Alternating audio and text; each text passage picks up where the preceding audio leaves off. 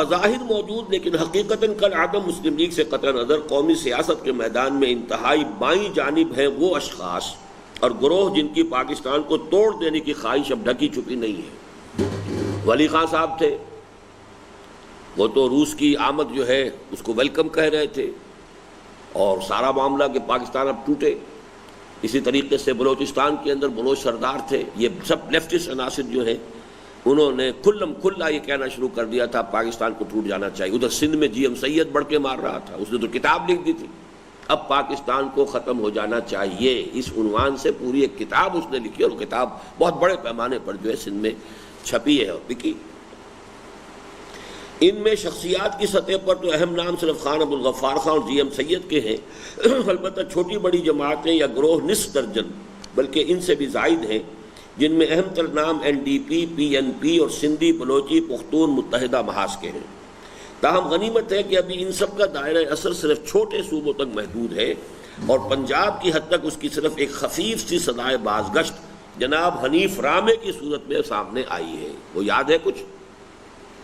حنیف رامے نے کہا تھا پنجاب کا ہیرو رنجیت سنگھ ہے، جیسے کبھی جوان عبد الناصر نے کہا تھا کہ نحن ابناء الفراعنہ، ہم فرعونوں کی اولاد ہیں۔ صدام کے بارے میں کہا جاتا ہے کہ اس نے کہا تھا نحن ابناء النماردہ، ہم نمرودوں کی اولاد ہیں۔ یہ کہ نمرود جو ہے وہ عراق کا بادشاہ تھا اور فرعون جو ہے وہ مصر کے بادشاہوں کا لقب تھا اور یہاں کا نمرود تھا۔ اسی طرح حنیف رامے صاحب نے فرمایا کہ ہمارا ہیرو رنجیت سنگھ ہے۔ دوسری انتہا پر ہے بعض نیم مذہبی اور نیم سیاسی جماعتیں جن کی اکثریت واضح طور پر دائیں بازو سے تعلق رکھتی ہے۔ ان میں بھی قابل ذکر تو تین ہی ہیں، یعنی جے you I, J U P اور جماعت اسلامی۔ تاہم دوسری نسبتاً چھوٹی جماعتوں اور بڑی جماعتوں کے متحارب دھڑوں کو بھی شمار کیا جائے تو تقریباً وہی بائیں بازو والی تعداد بن جاتی ہے۔ یہ جماعتیں اگرچہ پاکستان کے بقا و استحکام کی بھی دل سے خواہش مند ہیں اور اس میں اسلام کے نفاذ کی بھی داعی ہیں، لیکن اولاً اس بنا پر کہ ان کا دائرہ اثر بہت محدود بھی ہے اور ملک کے طول و عرض میں مختصر ٹکڑوں پاکٹس کی صورت میں، اسمال پاکٹس کی صورت میں منتشر بھی، یعنی یہ کہ جماعت اسلامی کا اس زمانے میں کہا جا سکتا ہے کہ کچھ عمل دخل جو ہے وہ کراچی میں تھا، کچھ بالکل اوپر جا کر سوات اور دیر میں تھا، یا جنوب یا پاؤں اور یا سر، درمیان میں کہیں سیاسی عمل دخل نہیں تھا۔ اسی طرح جے یو آئی، اس کا عمل دخل جو ہے وہ صرف بلوچستان کی پختون پٹی اور این ڈبلیو ایف پی کی پختون پٹی میں تھا۔ جے یو پی جو ہے وہ بڑے شہروں کے اندر جو عام سواد اعظم ہے، بریلوی مولوی ہیں، وہ ان کا تھا۔ حیدرآباد سندھ ہو گیا، ملتان ہو گیا، لائل پور ہو گیا، ایسی جگہوں پر ان کا کوئی نہ کوئی آدمی کامیاب ہو جاتا ہے، بلکہ تعداد میں تو ہمیشہ یہ سب سے آگے ہی رہتے ہیں۔ معلوم یہ ہوا کہ ان کا کوئی نہ تو جوائنٹ کوئی اسٹریٹجی ہے، نہ کوئی ایک جگہ بھی ایسی نہیں ہے کہ جہاں پر یہ تمام دینی جماعتوں کا جو ہے دائرہ اثر و رسوخ جو ہے وہ کنسنٹریٹڈ ہو۔ ثانیاً اس بنا پر کہ پاکستان اور اسلام دونوں کی محبت اور وفاداری کی عظیم قدر مشترک کے باوجود ان کی باہمی آویزش بلکہ چمکلش ضرب المثل کی صورت اختیار کر گئی ہے اور وہ کوئی فیصلہ کن کردار ادا کرنے کی پوزیشن میں نظر نہیں آتی۔ ان دو انتہاؤں کے مابین واقعہ یہ ہے کہ قومی اور عوامی سیاست کا اصل دھارا سیکولر ڈیموکریسی یا سوشل ڈیموکریسی کے رخ پر بہہ رہا ہے۔ سوشل ڈیموکریسی یا سیکولر ڈیموکریسی۔ اب یہ کہ اس وقت چونکہ خود نواز شریف صاحب نے بھی بالکل سیکولر ڈیموکریسی والا رول اختیار کر لیا ہے، دوسری طرف سوشل ڈیموکریسی کا اس وقت تک پرچار جو ہے پیپلز پارٹی کر رہی تھی، اب اس نام سے ہی وہ تائب ہو چکی ہے، اب وہ سوشلزم کا لفظ بھی کبھی زبان پہ نہیں لاتے، لیکن اس وقت تک یہ بات ابھی موجود تھی۔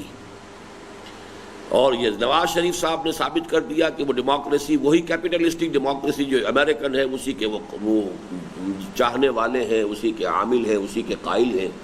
2/3 اکثریت کے باوجود انہوں نے ملک کے اندر کتاب و سنت کی بالادستی کی ترمیم جو ہے دستور میں نافذ نہیں کرائی۔ ان دو انتہاؤں کے مابین واقعہ یہ ہے کہ قومی اور عوامی سیاست کا اصل دھارا سیکولر ڈیموکریسی یا سوشل ڈیموکریسی کے رخ پر بہہ رہا ہے، جس میں یوں تو جماعتی اور تنظیمی سطح پر دو نام سامنے آتے ہیں، یعنی ایک پاکستان پیپلز پارٹی کا اور دوسرا تحریک استقلال کا، لیکن بنظر غائب دیکھا جائے تو صاف نظر آتا ہے کہ یہ عظیم دھارا اصلاً کچھ چھوٹی اور بڑی اور نئی اور پرانی شخصیتوں اور ان کے مداحوں اور حامیوں اور عاشقوں اور جانثاروں پر مشتمل ہے، جو ایک دوسرے پر بازی لے جانے کی سرتوڑ کوششوں میں مصروف ہے، اور سر دست یہ کہنا مشکل ہے کہ اس عظیم لہر پر سواری کی سعادت کس کے حصے میں آتی ہے۔ گویا دیکھیے اس بحر کی تہ سے اچھلتا ہے کیا، گنبد نیلو فری رنگ بدلتا ہے کیا۔ یعنی بھٹو کا عشق، بھٹو کا نام، بھٹو کا نعرہ اب اس کو استعمال کر رہے ہیں، لیکن یہ کہ یہ کب تک استعمال ہوگا، کیا شکل ہوگی، کہا نہیں جا سکتا۔ اس درمیانی دھارے میں ایک طوفانی لہر حال ہی میں آنسہ بے نظیر بھٹو کی اپنی اختیاری جلاوطنی کو ختم کر کے پاکستان واپسی اور شہر اقبال میں ورود، اور اس موقع پر ان کے بے مثال اور حد درجے والہانہ استقبال، اور پھر پاکستان کے دل پنجاب اور اس کے بھی اصل قلب یعنی لاہور، گجرانوالہ، شیخ اپرا اور فیصل آباد وغیرہ کے اضلاع میں ان کے شاندار اور والہانہ خیر مقدم اور عظیم الشان جلسوں اور جلوسوں کی صورت میں اٹھی ہے، جس نے سوچنے اور سمجھنے کی صلاحیت سے کسی بھی درجے میں بہرور پاکستانی مسلمان کو نہ صرف یہ کہ ورطہ حیرت میں ڈال دیا ہے، بلکہ ملک و ملت کے مستقبل کے بارے میں سنجیدگی سے سوچنے اور غور کرنے پر مجبور کر دیا ہے۔ اور غالباً یہ بھی اسی کا شاخسانہ ہے کہ مجلس اقبال بھی، جو ایک خالص روایتی اور ثقافتی ادارہ بن چکی تھی، فکر اقبال کی روشنی میں حالات حاضرہ اور ہماری قومی ذمہ داریوں کا جائزہ لینے پر مجبور ہو گئی ہے۔ یہ تو ابھی تمہید ہوئی ہے اس خطبے کی، عنوان کا پس منظر۔ ہماری قومی اور عوامی سیاست کے اصل اور عظیم تر درمیانی دھارے میں جو طوفانی لہر حال ہی میں اٹھی ہے، اس کے ضمن میں یہ بات بھی بالکل غلط نہیں ہے کہ یہ کسی حد تک 8-9 سال کے سیاسی حبس کا رد عمل ہے۔ 8-9 سال سے مارشل لا چلا آ رہا تھا، اس کا جو سیاسی حبس تھا، تو حبس کے بعد بارش ہوتی ہے تو یہ گویا کہ رد عمل کی صورت ہے۔ اور اس بات میں بھی یقیناً کچھ نہ کچھ صداقت موجود ہے کہ حالیہ طوفانی کیفیت زیادہ دیر برقرار نہیں رکھ سکتی، گویا چڑھی ہے یہ آندھی اتر جائے گی، یعنی یہ دونوں فیکٹرز موجود ہیں بالفعل۔ لیکن اس قسم کے جملہ عوامل کا حصہ منہا کرنے کے بعد بھی، منہا کسے کہتے ہیں؟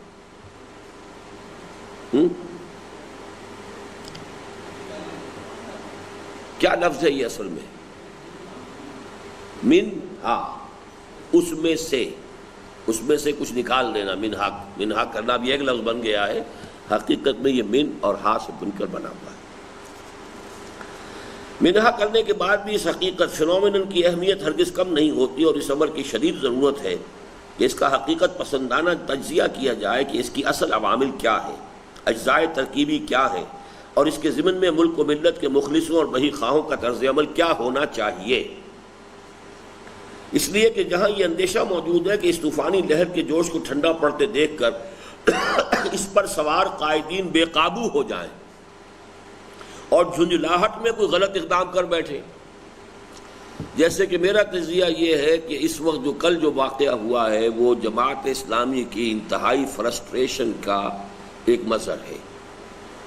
سیاسی اعتبار سے ایل بی ڈبلیو ہو چکی، کوئی حیثیت نہیں رہی، اب اس کے کارکن تو ہیں، موجود ہیں، ان میں جوش ہے، خروش ہے، لہذا جماعت ہی کے ایک اہم کارکن کے جو تقریباً لیڈ کر رہے تھے اس قافلے کو جو لاہور سے گیا ہے، وہ مجھے صاف بتا کر گئے ہیں کہ ہماری مرکزی جو قیادت ہے اس کا فیصلہ یہ تھا کہ کہیں بھی ریزسٹ نہیں کیا جائے گا، بلکہ جہاں روکا جائے گا وہیں پر دھرنا مار کر بیٹھ جائیں گے۔ لیکن اس پر ایک حصے نے تو عمل کیا ہے، سرحد کی طرف سے جو بھی جماعتیں ان کی نکلی، گروپ آئے، جہاں جہاں انہیں روکا گیا وہ وہیں پر بیٹھ گیا، دھرنا مارا انہوں نے۔ لیکن لاہور سے جانے والا قافلہ جو ہے اس نے اس صورتحال کو تسلیم کرنے سے انکار کر دیا، یعنی مرکزی حکم کچھ اور تھا، چھوٹے سے پیمانے پر وہی صوفی محمد خان صاحب والا معاملہ وہاں ہو گیا۔ صوفی محمد خان نام ہے، کیا نام ہے؟ صوفی محمد صاحب، بس، کہ یہاں فیصلہ یہ تھا کہ کوئی ریزسٹنس نہیں ہوگی، کسی بھی رکاوٹ کو نہیں توڑا جائے گا۔ لیکن ان کو اصل میں ابتدائی 2 کامیابیاں حاصل ہو گئیں۔ چناب کے پل پر بہت تھوڑی سی نفری تھی، یہ جلوس جب آ گیا کوئی 2، 2.5، 3 ہزار 4 ہزار کا، تو اس نفری سے جب اس کے لیڈروں نے بات کی تو ان کو دیکھ لو بھائی، ہمارا بھی کچھ نقصان ہوگا، تمہارا زیادہ ہوگا، وہ شرافت سے ہٹ گئے، چل جاؤ۔ یہی معاملہ کچھ ہو گیا جہلم پر بھی، بلکہ ایک جگہ پر تو انہوں نے باقاعدہ جو ہے انہوں نے آنسو گیس وغیرہ پھینکی، اور اس کے بعد پھر جب انہوں نے پر تول لیے کہ اب ہم مقابلے کے لیے تیار ہیں تو وہاں بھی نفری ان کی کم تھی، وہ پیچھے ہٹ گئے۔ لیکن بالآخر جب آ کر معاملہ جو ہے پنڈی سے پہلے لئی کا پل آتا ہے آلے کا، وہاں ان کے کچھ کارکن جو ہے ٹیلے پر چڑھ گئے، انہوں نے پولیس کے اوپر پتھراؤ کیا بہت زوردار، اور وہاں بھی اس کی بنا پر وہ وہاں سے کامیاب ہو کر اور وہ جو بھی رکاوٹ تھی اسے توڑ کر نکل گئے۔ اب آخری پوائنٹ تھا وہ جو پنڈی میں ہے، جو صدر اور شہر کے درمیان پل ہے ریلوے کا، اس کے نیچے سے وہ موریا پل، جیسے لاہور کا ایک موریا پل، دو موریا پل ہے، ایسا ایک پل ہے، وہاں پر یہ سارا معاملہ ہوا ہے۔ تو وہ جو مرکزی قیادت کا جو فیصلہ تھا وہ اس جلوس نے اس کو آبزرو نہیں کیا ہے، اور یہ اصل میں علامت ہے اس کی کہ کارکن جو ہے مشتعل ہو رہے ہیں، اور کارکن کو کنٹرول کرنا، اگر انہیں نظم اور ضبط کا خوگر نہ بنایا گیا ہو۔ جماعت اسلامی کے اراکین تو نظم اور ضبط کے خوگر ہوتے ہیں، لیکن یہ جو ان کی نئی بھرتیاں ہیں بہت بڑی، اب شباب ملی ہو یا کوئی اور ہو، یہ لوگ تو اس طرح کی ٹریننگ میں سے گزرے نہیں ہیں۔ اینی ہاؤ، اس لیے کہ جہاں یہ اندیشہ موجود ہے کہ اس طوفانی لہر کے جوش کو ٹھنڈا پڑتے دیکھ کر اس پر سوار قائدین بے قابو ہو جائیں اور جھنجھلاہٹ میں کوئی غلط اقدام کر بیٹھیں، وہاں اس کے سرکاری یا غیر سرکاری مخالفین کا غلط طرز عمل اور مس ہینڈلنگ بھی نہایت خوفناک نتائج پیدا کر سکتی ہے۔ اب جو کچھ ہوا ہے الزام حکومت لگا رہی ہے ان پر، یہ لگا رہے ہیں حکومت کے اوپر۔ اب صحیح صورتحال تو صرف ایک تو ہمیں بتا دی چونکہ ان کی خود آدمی نے بتائی ہے۔ ایک اور ساتھی جو ہمارے گئے تھے وہاں، ہمارے مکتبے کے کارکن بھی اس میں گئے تھے، انہوں نے بتایا ہے کہ اصل میں زیادتی جو کی ہے جلوس والوں نے وہ یہ کہ عین اس وقت جبکہ یہ ٹینشن تھا، ایک ٹرین گزری اوپر سے، پہلے تو ایک پتھر مارا ہے جس سے کہ وہ ٹرین کا جو انجن کا سامنے کا شیشہ ہے وہ ٹوٹا، پھر جو پتھراؤ کیا گیا ہے اس ٹرین پر تو اس میں عورتیں اور بچے سب۔ اب یہ بات تو انتہائی احمقانہ، انتہائی غلط، پولیس کے ساتھ معاملہ، حکومت کے ساتھ معاملہ، بالکل وہی راؤڈیزم جو ہوتا ہے کہ جب کوئی قابو سے باہر ہو جائے تو اس کے بعد پھر یہ کہ جو جی میں عطا کرتے ہیں، یہ شکل وہاں ہو گئی، جس کا ایک تجربہ ہم 15 سال قبل مشرقی پاکستان کے معاملے میں کر چکے ہیں۔ مشرقی پاکستان میں بھی یہی ہوا تھا، عین وقت کے اوپر جو ہے حکومت نے بہت سختی اختیار کی بجائے اس کے کہ ان کے ساتھ پولیٹیکل کوئی معاملہ کیا جاتا، لہذا اس کا رد عمل دیکھا۔ اب یہاں سے شروع ہو رہی ہے اصل بات۔ میں جب علامہ اقبال کے فکر کی روشنی میں عوامی سیاست کے اس درمیانی دھارے اور اس کی موجودہ طوفانی لہر کا جائزہ لیتا ہوں تو مجھے بعین ہی وہی صورت نظر آتی ہے جو حضرت علامہ نے اس تہذیب حاضر کے تجزیے کے ضمن میں پیش فرمائی ہے، جو اپنے آغاز کے اعتبار سے تو یقیناً مغربی اور یورپی تھی، لیکن اپنے اثر و نفوذ کے اعتبار سے دیکھتے ہی دیکھتے عالمی اور آفاقی بن گئی، اور اس وقت پورے کرۂ ارضی کو اپنی لپیٹ میں لیے ہوئے ہے۔ یہ بات ہم نے کہاں ڈسکس کی ہے تفصیل سے کہ موجودہ تہذیب اپنے اوریجن کے اعتبار سے تو مغربی اور یورپی ہے، لیکن اب اپنی وسعت کے اعتبار سے عالمی ہے اور پوری دنیا کو اپنی لپیٹ میں لیے ہوئے ہیں۔ جی، اسلام کی نشأت ثانیہ کا پہلا پیراگراف جو ہے وہ اسی پر ہے، اور جس کی خودکشی کی خبر بھی علامہ مرحوم نے اب سے لگ بھگ 1.25 صدی قبل دی تھی کہ دیار مغرب کے رہنے والوں، خدا کی بستی دکان نہیں ہے کھرا جسے تم سمجھ رہے ہو، وہ اب زرے کا معیار ہوگا، تمہاری تہذیب اپنے خنجر سے آپ ہی خودکشی کرے گی، جو شاخ نازک پہ آشیانہ بنے گا ناپائیدار ہوگا۔ اہل نظر جانتے ہیں کہ حضرت علامہ کے نزدیک اس تہذیب کے اصل اجزائے ترکیبی 2 ہیں۔ ایک اس کی اصل ریڑھ کی ہڈی ہے جس کی صلابت اس کے قیام و بقا کی اصل اساس ہے۔ صلابت کسے کہتے ہیں؟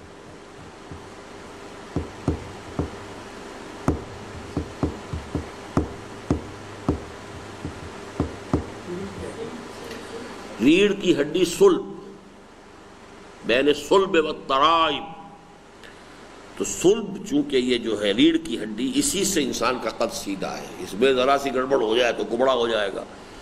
تو جو چیز کسی شے کو سیدھی کھڑی رکھ سکے وہ اس کے لیے صلابت کہلاتی، اس میں صلابت ہے، یعنی اس میں طاقت ہے کھڑے رہنے کی، اسٹریٹ کھڑے رہنے کی صلاحیت۔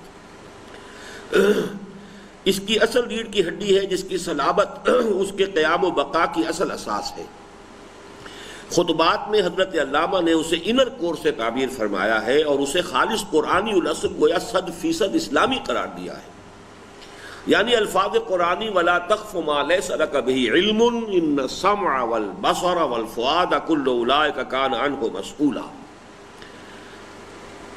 کے مطابق یہ طرز و روش کے اپنے موقف کی بنیاد نہ توہمات پر قائم کی جائے، نہ نرے ہوائی تخیلات پر، بلکہ مشاہدات و تجربات اور ان پر مبنی ٹھوس استدلال پر قائم کی جائے۔ یہ آپ آیت پڑھ چکے ہیں نا، کہاں ہے یہ؟ بنی اسرائیل کا 4واں رکوع، ٹھیک؟ کیا ترجمہ ہے اس کا؟ وَلَا تَخْفُ مَا لَيْسَ لَكَ بِهِ عِلْمٌ، مت پیچھا کرو۔ تخفو کیا وہ ہے کلمہ؟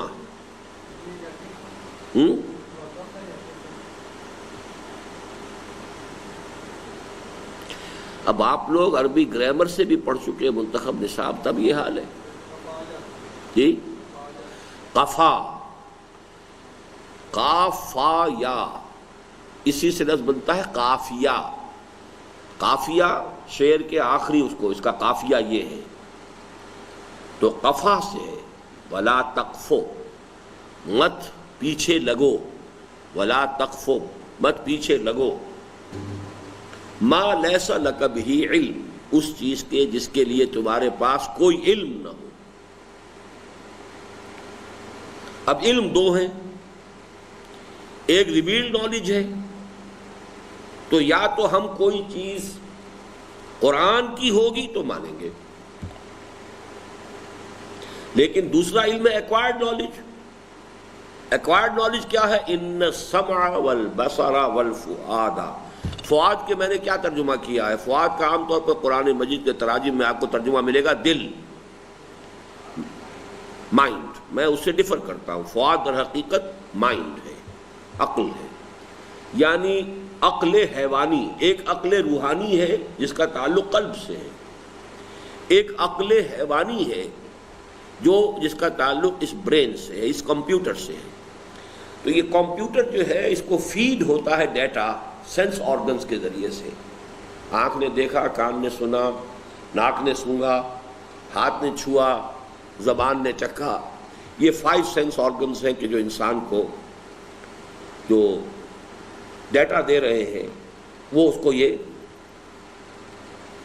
پروسیس کرتا ہے، نتیجہ نکالتا۔ تو ایک علم ہے ایکوائرڈ نالج۔ مجھے پھر یاد آ گیا وہ العلم و علمان والی آپ نے شاید نہیں سنی ہے، اب میں پروگرام بناؤں گا انشاءاللہ، بہت تھوڑے دن آپ کے رہ گئے، لیکن مجھے آج بتایا لطف الرحمان صاحب نے کہ آپ لوگوں کی کچھ دلچسپی کم ہو گئی، کچھ ایسے محسوس کر رہے ہیں کہ جیسے شاید بس جو کام ہونا تھا ہو چکا۔ ایسا ہے احساس؟ ذرا اپنے تمام ساتھیوں کو دوبارہ ریجوینیٹ کریں، انہیں نشت ثانیہ کریں ان کی دوبارہ۔ اب جو بھی دن رہ گئے تھوڑے سے ان کو آمادہ کریں۔ اور ایک تو میرے جو اب آپ نے سورہ حدید کا جو ٹرانسلیشن بھی پڑھ لیا، اس سے پہلے آپ نے اس کو منتخب نصاب کے کیسز میں سن لیا تھا، اب اس میں جو میں نے جب پورے ترجمے جو اپنے منتخب نصاب کا ریسنٹلی دوبارہ جب میں نے درس دیا ہے تو اس کے ویڈیوز موجود ہیں، اس کے حوالے سے سورہ حدید از اے مسٹ، وہ آپ سن لیں۔ وہ در حقیقت ہمارے اس پورے منتخب نصاب کا جو حصہ ہے قرآن مجید کے مطالعے کے ساتھ، جو ہمارے اس رجوع القرآن کورس کا ایک میجر جو ہے ایک حصہ ہے، اس کا کلائمیکس وہ ہوگا پھر کہ اس کو آپ اس کو سن لیں پوری توجہ سے، اور پھر اس میں سوالات اپنے پاس لکھتے جائیں۔ تو پھر میں سیشن ایسے رکھوں گا آپ کے ساتھ کہ جن میں ان سوالات کے جوابات دوں گا۔ ایک سوال میرے پاس اب بھی ہے، شاہد مجید صاحب کا میرے پاس رکھا ہوا ہے، وہ میں نے احتیاط کے ساتھ، لیکن یہ 2 ہفتے تو میرے ایسے گزرے ہیں کہ آج مجھے بڑی مشکل سے ریکلیکٹ کرنا پڑا کہ ہم کہاں تھے، کیا پڑھ رہے تھے، اس لیے کہ میں تو مسلسل سفر میں رہا ہوں۔ جی آڈیٹوریم میں جو دیے ہیں، جو 45 منٹ کے چنکس کی شکل میں اس کے جو ہے کیسٹس، آڈیوز، ویڈیوز موجود ہیں۔ یہ پورا منتخب نصاب میں نے ویڈیوز کی شکل میں دے دیا ہے۔ اس میں سے پردے کے بارے میں بھی میں چاہوں گا کہ چونکہ جو بعض شریک طالبات ہیں ہمارے اس کورس میں، وہ شاید اس کے بارے میں ان کا ذہن صاف نہیں ہے، تو وہ بھی میں نے اسی منتخب نصاب کے ضمن میں جب یہ آیت آئی تھی وَلَا تَقْرَبُوا الزِّنَا، اسی یعنی سورہ بنی اسرائیل میں، تو اس کے حوالے سے کہ در حقیقت زنا کے سد باب کے لیے اسلام نے کیا کیا راستے اختیار کیے ہیں، تو اس میں جو پردے کے احکام ہیں ان پہ تفصیلی گفتگو ہوئی ہے، وہ بھی آپ لوگ ضرور آڈیو لے آئے ہیں، نہیں ویڈیو دیکھیے ان کے، آڈیو میں تو وہ دلچسپی رہتی نہیں، ویڈیو لیجیے آپ ان کی۔ بہرحال ابھی تو اس کو پڑھیے۔ اہل نظر جانتے ہیں کہ حضرت علامہ کے نزدیک اس تہذیب کے اصل اجزاء ترکیبی دو ہیں، ایک اس کی اصل ریڑھ کی ہڈی ہے جس کی صلابت اس کے قیام و بقا کی اصل اساس ہے، کیونکہ اسی سے سائنس ڈیولپ ہوئی ہے، سائنس نے ہی اس کو وہ سپورٹ دے رکھی ہے جس پر یہ کھڑی ہے، ورنہ تہذیب کبھی کی ختم ہو چکی ہے ان کی۔ وہ تو یہ ہے کہ یہ بدبخت نئے سے نئی چیزیں ایجاد کرتے جا رہے ہیں، پرانے ہتھیار جو ان کے لیے آبسولیٹ ہو جاتے ہیں وہ منہ مانگے داموں تھرڈ ورلڈ کو دے دیتے ہیں، اور اگلی چیز پیدا کر لیتے ہیں کہ تھرڈ ورلڈ جو ہے اسے یوز کرے تو آپس میں کرے، انہیں تو چیلنج کر ہی نہیں سکتے، ان کے پاس اس سے اگلا توڑ وہ ایجاد کر چکے ہیں۔ یہ دوڑ ہے اس وقت کے جس کے اندر اس دنیا چل رہی ہے۔ اب F-16 کس بلا کا نام ہے ان کے نزدیک، وہ اس سے نہ معلوم کتنے آگے جا کے جہاز بنا چکے ہیں، لیکن F-16 کے لیے ناک بھی رگڑوائیں گے اور خوش آمدیں کروائیں گے، اور جو ہے جیسا کہ میں نے کئی دفعہ کہا ہے کہ پورے صوبہ سندھ کی ایک سال کی جو کاٹن کراپ ہے وہ دے کر ایک F-16 لے آئیں گے، اس لیے کہ یہاں مقابلہ ہے بھارت سے۔ اس کے لیے اس طرح سے گویا کہ سارا خون جو ہے پوری اس دنیا کا یہ نچوڑ رہے بیٹھے ہوئے۔ امریکہ میں انڈسٹری ہی صرف ایک رہ گئی ہے، یا آرمامنٹ انڈسٹری ہے اور یا کمپیوٹر ہے، کمپیوٹر میں سپر کمپیوٹر کو گارڈ کر رہے ہیں کہ ابھی کسی اور کو ہوا نہ لگے اس کی، بس یہ دو ہے جس کی وہ پھر منہ مانگی دام لیتے۔ سپر کمپیوٹر کے بغیر یہ ساری آگے کی پروگرامنگ ہو نہیں سکتی، اس میں باقی ان سے کم چیزیں جو ہے وہ بیچتے جائیں گے، لے جاؤ، منہ مانگے دام لیں گے، اور ان کی کمائی کا جو ہے وہ خون پسینے کی کمائی کھینچ کر وہ اپنے ہاں جو ہے وہ عیش کریں گے۔ یہ اس وقت ہو رہا ہے، تو صلابت جو ہے اس تہذیب کی اصل میں وہ اس کی بنیاد پر ہے، ورنہ تہذیب ختم ہو چکی ہے، ان کا خاندانی نظام ختم ہو چکا۔ ایک ملک کا صدر، یونائٹڈ اسٹیٹس آف امریکہ کا صدر کہتا ہے کہ ان قریب ہمارے قوم کی اکثریت حرامزادوں پر مشتمل ہوگی، صاف کہا اس نے، born out of any wedlock, one parent family، بچے کو پتہ ہی نہیں میرا باپ کون ہے، ماں ہے بیچاری، اس کے تو جگر کا گوشہ ہے، اس کے جگر کا ٹکڑا ہے، اس نے 9 مہینے اپنے جسم میں اس کو جونک کی طریقے سے اپنا خون پلایا، وہ کیسے چھوڑ دے؟ لہذا سب سے زیادہ ایکسپلائٹڈ، سب سے زیادہ قابل رحم حالت اس وقت وہاں عورت کی ہے۔ یہی وجہ ہے کہ اسلام لانے والوں میں عورتوں کا نمبر زیادہ ہے۔ یہاں ہماری عورتیں ان کے اس ڈیزلنگ ایکسٹیریئر کی وجہ سے مبہوت ہے اور اسی تہذیب کو یہاں پر عام کرنے کے لیے بے چین ہے، اور وہاں کی عورت جو ہے تنگ آ چکی ہے۔ مرد شادی کرنے کو تیار نہیں، کیوں کرے شادی کرے گا تو عورت کے ہاتھ میں تو اس کی باغ آ گئی کہ اگر وہ طلاق دے گا تو آدھی جائیداد دے اور فلاں کرے اور یہ کرے اور وہ کرے۔ بعض ملکوں میں تو یہ ہے کہ آج طلاق دو، آج ہی گھر سے تمہیں نکل جانا پڑے گا، بیوی کے پاس مکان رہے گا، اس کے 1 سال تک جو بھی ہوگا یو گیٹ آؤٹ۔ مرد کہتے ہیں ہم شادی نہیں کرتے، اب عورتیں کیا کریں بغیر شادی کے؟ وی آر لیونگ ٹوگیدر، ساتھ رہ رہے ہیں، بچے ہو رہے ہیں، but they are not married, legally they are not married, اس لیے کہ میرج لاز وہ ہے کہ کیوں کریں مرد شادی؟ پاگل ہوا، دماغ خراب ہوا۔ یہ تو مسلمان ہیں بیچارے، وہ کیا کریں؟ اب دین کے اپنے اس کی وجہ سے وہ پابند ہو جاتے ہیں، بن جاتے ہیں، ان کی باغیں عورتوں کے ہاتھ میں آ جاتی ہیں۔ وہ تو شریف عورت ہو تو بات اور ہے، ورنہ وہاں کی عورت جو ہے ناک چنے چبوا دے مرد کو جب چاہے۔ چنانچہ ایک بہت اچھے، بہت نیک آدمی انگلینڈ میں، لندن میں ہمارے بہت قریب آئے اور بہت صلاحیت بھی تھے، ان کی بیوی ناراض تھی، لہذا پھر انہوں نے جو تعلق اپنا منقطع کیا ہے وہ اب شکل بھی نہیں دکھاتے میں جب جاتا ہوں۔ کے بعد تو سیدھی سی بات یہ ہے کہ چاہے ڈائیورس مرد دے چاہے عورت دے، پہلا کام یہ ہے کہ گھر سے باہر، شوہر گھر سے باہر، یو گیٹ آؤٹ، وہ گھر عورت کا ہے۔ یہ صورتحال ہے۔ تو تہذیب تو ختم ہو چکی ہے، مر چکی ہے تہذیب، لیکن صلابت جو ہے کس بنیاد پر قائم ہے؟ سائنس پر، اور سائنس کو تو زندہ کیا قرآن نے۔ دیکھو، کھول آنکھ، زمین دیکھ، فلک دیکھ، فضا دیکھ، یہ سب آیات الہیہ ہیں، ان پر غور کرو۔ قوانین طبی کو دریافت کرو، دریافت کر کے سائنس مر چکی تھی، یونان کی سائنس دفن ہو چکی تھی.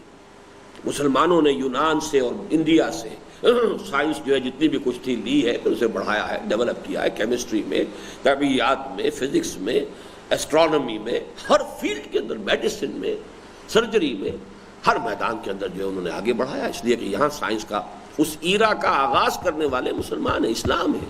کہ توہمات پہ نہیں بنیاد رکھو کہ یہ زمین جو ہے ایک بیل کے سر پر ہے اور بیل ایک سینگ کے اوپر اس کو کھڑا رکھتا ہے، جب ایک سینگ تھک جاتا ہے تو وہ ذرا بدلتا ہے تو وہ زلزلہ آتا ہے. اب بھائی یہ کس دلیل سے ہے؟ کوئی اگر قرآن میں لکھا ہوتا تو ہم مانتے ہیں، لیکن اگر قرآن میں نہیں ہے تو ہم کیسے مان لیں؟ اب اگر قرآن میں نہیں ہے تو پھر ہمیں ان السمع والبصر والفؤاد، اب ہمیں یہاں سے حاصل کرنا ہے. تو گویا کہ دو علم ہو گئے، علم و علمان. علم ریویل نالج وہ اللہ کی کتاب ہے، اور ایکوائرڈ نالج وہ سائنس ہے. وہ پھر یہ ہے کہ اپنی آبزرویشنز، اپنے سینس ڈیٹا اس کو پروسیس کرو، دماغ کے ذریعے سے آگے بڑھو. حضرت علامہ کی یہ رائے نہایت صائب اور حد درجے اہم ہے، اس لیے کہ واقعہ یہی ہے کہ یہی قرآنی ہدایت و رہنمائی تھی جس نے ایک جانب مظاہر قدرت کو آیات الہیہ کا تقدس عطا فرمایا. یہ سب آیات ہیں، اللہ کی نشانیاں ہیں، اور انسان کو کتاب فطرت کے سائنٹیفک مطالعے اور مشاہدے کی طرف متوجہ کیا. افلا ينظرون الى الابل كيف خلقت، کیسے بنایا گیا وہ ذرا غور کرو نا. اب اس کی اناٹمی پڑھو، اس کی فزیولوجی پڑھو کہ یہ صحرا کے ساتھ کس درجے اس کی مطابقت ہے. افلا ينظرون الى الابل كيف خلقت والى السماء كيف رفعت. اب یہ آپ کی کاسمولوجی ہو گئی، ایسٹرونومی ہو گئی، یہ کس طرح کی یہ بلندیاں کیسے قائم ہیں، وہ کشش ثقل کا باہمی جو ہے کیا نظام ہے. اب یہ تمام چیزیں الى الابل كيف خلقت والى السماء كيف رفعت والى الجبال كيف نصبت والى الارض كيف سطحت فذكر انما انت مذکر. اور دوسری جانب منطق کو استخراج کی تنگنائیوں سے نکال کر استقراء کی وسعتوں اور پہنائیوں سے روشناس کرایا. اب یہ بڑا مستقل لفظ آ گئے دونوں. استخراج یہ کیا لفظ ہے؟ ماشاء اللہ ماشاء اللہ. چلیے کہیں تو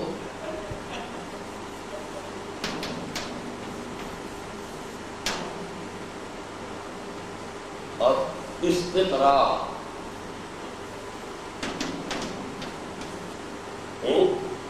یہ کیا ہے؟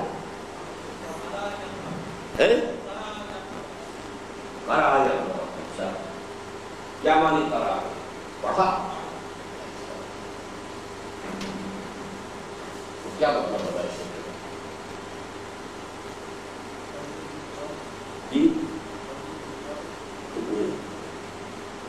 چلیے استخراج نکالنا، اسے انگریزی میں کہتے ہیں ڈیڈکٹیو لاجک.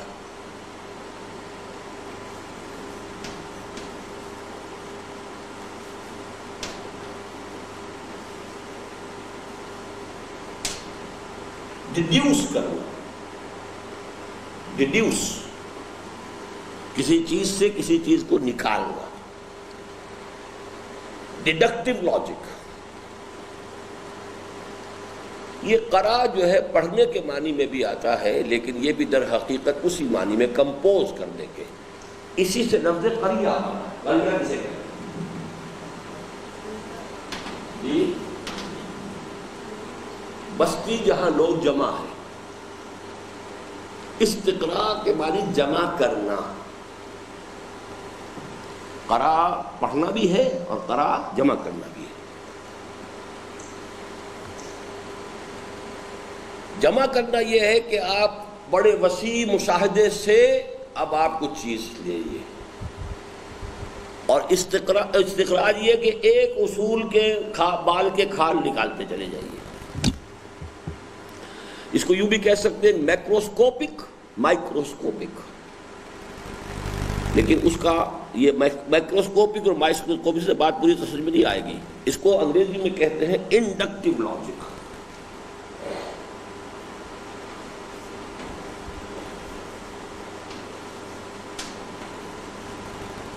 لاجک کی یہ دو شکلیں ہیں. لاجک کسے کہتے ہیں؟ منطق، استخراجی منطق، استقرائی منطق، ڈیڈکٹیو لاجک اور انڈکٹیو، انڈکشن، کچھ انڈیوس کرنا.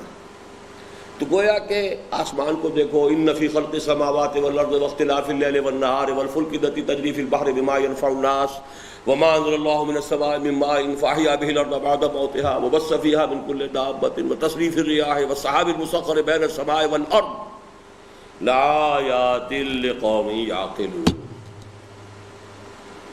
یہ آیات الہیہ ہیں، ان کا مشاہدہ کرو اور ان سے کچھ نتائج نکالو. یہ انڈکشن ہے. انڈکٹیو لاجک کا دنیا میں، دنیا انسانی میں اس کا آغاز قرآن نے کیا ہے. اس سے پہلے انسان صرف ڈیڈکٹیو لاجک سے واقف تھا. Aristotelian logic is absolutely deductive logic. منطق نام تھا صرف ڈیڈکشن کا.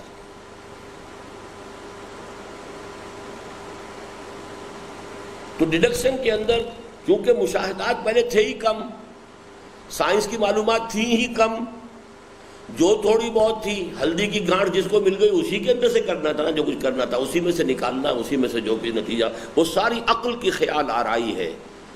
لیکن جب اتنا وسیع میدان ہو گیا ہے، اب سائنس نے کھول دیا ہے، تو اب ڈیڈکشن جو ہے وہ بہت ہی سمجھیے سیکنڈری لیول پر چلی گئی. اصل شے انڈکشن ہے. جتنا براڈ آپ کا مینٹل جو ہے بیک گراؤنڈ ہوگا، جتنا ویژن براڈ ہوگا، جتنی جو ہے آپ کی وسعت نگاہ ہوگی، اتنا ہی آپ صحیح رائے تک پہنچیں گے. نہ یہ کہ وہ جس کو کہتے ہیں کہ کنویں کے مینڈک کی طریقے سے جو چند چیزیں معلوم ہے وہ اسی کے حصے بکھرے کر کے جوڑتے، ادھر سے ادھر سے جوڑ رہے ہیں. نوٹ کیجئے، اس لیے کہ واقعہ یہی ہے کہ یہی قرآنی ہدایت و رہنمائی تھی. کون سی؟ ان السمع والبصر والفؤاد کل اولئک کان عنہ مسئولا، جس نے ایک جانب مظاہر قدرت کو آیات الہیہ کا تقدس عطا فرمایا. وہ آیت جو میں نے ابھی آپ کو سنائی، آیت الآیات جسے میں نے نام دیا ہے، اور انسان کو کتاب فطرت کے سائنٹیفک مطالعے اور مشاہدے کی جانب متوجہ کیا، اور دوسری جانب منطق کو استخراج کی تنگ نائیوں سے نکال کر استقراء کی وسعتوں اور پہنائیوں سے روشناس کرایا، اور اس طرح جدید سائنس اور ٹیکنالوجی کے لیے میدان ہموار کیا. چنانچہ یہی چیز یورپ میں تحریک احیاء علوم کی بنیاد بنی، جس کے نتیجے میں یورپی اقوام اوج ثریا پر پہنچی، اور یہ صورت پیدا ہوئی کہ عروج آدم خاکی سے انجم سہمے جاتے ہیں کہ یہ ٹوٹا ہوا تارا مہ کامل نہ بن جائے. حضرت علامہ کی یہ زرف نگاہی بجائے خود جس عظمت کی مظہر ہے، اس سے قطع نظر میرے لیے اس کی قدر و قیمت کا، چونکہ یہ میں بیان کر چکا ہوں آج شروع میں، اس لیے صرف پڑھنے کی بات ہے. میرے لیے اس کی قدر و قیمت کا ایک اضافی پہلو یہ ہے کہ اس سے نبی اکرم صلی اللہ علیہ وسلم کے ایک اہم قول کی عظمت و صداقت مبرہن ہوتی ہے، جو صحیح مسلم میں حضرت عمر رضی اللہ تعالیٰ عنہ سے مروی ہے کہ ان اللہ یرفع بہذا الکتاب اقواما ویضع بہ آخرین. اب اللہ تعالیٰ اسی کتاب قرآن کے ذریعے قوموں کو ابھارے گا اور اسی کے ترک کرنے کے باعث قوموں کو گرایا. گویا مغربی تہذیب بھی جو ابھری تو یقیناً قرآن ہی کی ہدایت و رہنمائی کے ایک اہم جزء کے سہارے ابھری، اور مسلمان گرے تو اسی سبب سے گرے کہ انہوں نے قرآن کی اس ہدایت سے یورپ کو روشناس کرانے کے بعد خود اسے ترک کر دیا. گویا وہ زمانے میں معزز تھے مسلمان ہو کر، اور تم خار ہوئے تاریک قرآن ہو کر، اور خار از محجوری قرآن شدی، شکوہ سنجے گردش دوران شدی، اے چو شبنم بر زمیں افتندئی در بغل داری کتاب زندئی. تو اس حدیث کو اب میں اقوام، صرف مسلمان اقوام نہیں بلکہ اس کو جیسا کہ اس لفظ کا تقاضا ہے کہ عام کیا جائے، کہ در حقیقت قرآن مجید کے اس اصول کی طرف جس کی طرف کہ علامہ اقبال نے نشاندہی کی ہے that the inner core of the present Western civilization is Quranic.